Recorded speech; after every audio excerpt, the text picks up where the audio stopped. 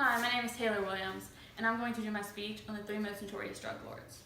While many people know that their drugs are sold throughout the world, they probably don't know to what extent. There are major drug lords with bases of operations all over the world. The three most notorious are Joaquin Guzman Loreilla, Pablo Escobar, and Armando Carlito Fuentes, and all of them have pretty interesting stories. I found multiple books and articles that tell the life and possible deaths of each of these people.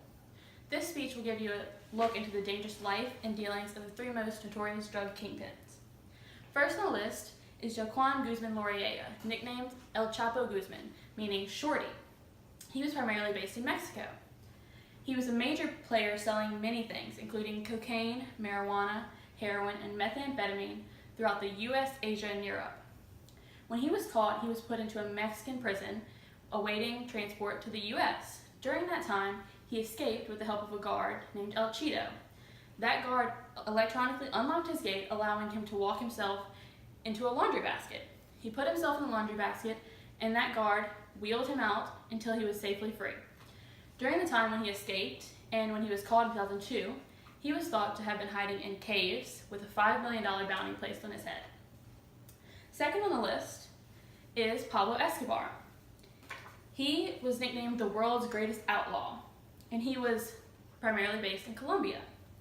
His major market was cocaine. He was thought to have controlled 4/5 of the world's cocaine market and had been transporting 15 tons of cocaine a day into America. Forbes named him the 7th richest man in the world at the time. He did have a short life as a politician, which did not bode well for his enemies. During his time, he was responsible for the assassination of 30 judges, 400 police officers, and the bombing of a flight that was thought to have the Prime Minister on at the time. The Colombian government decided to put in a task force primarily to catch Pablo Escobar. They led a raid on his home, catching him on the phone with his 16-year-old son. He immediately heard them coming, put down the phone, and ran out the window and onto the roof. The moment he got to the roof, he was immediately loaded with gunfire and died on the spot. That 16-year-old son went on to write books about the life of living with Pablo Escobar and life after his death. The third on the list is Armando Carlito Fuentes. His nickname was Lord of the Skies, and he was primarily based in Mexico. Unlike the others, his nickname came from what he used to transport drugs. He used a large fleet of his own private planes to transport drugs into the US.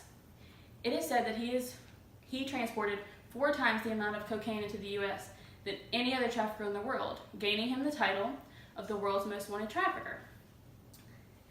During his time, he found it very hard to continue to operate his businesses because the US and the Mexican authorities were both on him at the time. So he decided to undergo major plastic surgery to his face to change his appearance. Unfortunately, during the process, he died in surgery, and no one is sure exactly how he died, whether it be from medical complications or from a malfunctioning respirator, because the surgeons that worked on him were later found stuffed into oil drums.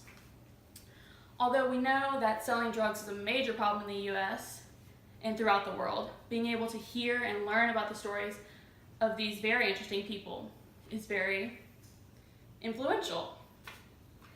They live dangerous, but without a doubt exciting lives. And they're very bad people who did very bad things, and in the end, the law caught up with them at most times.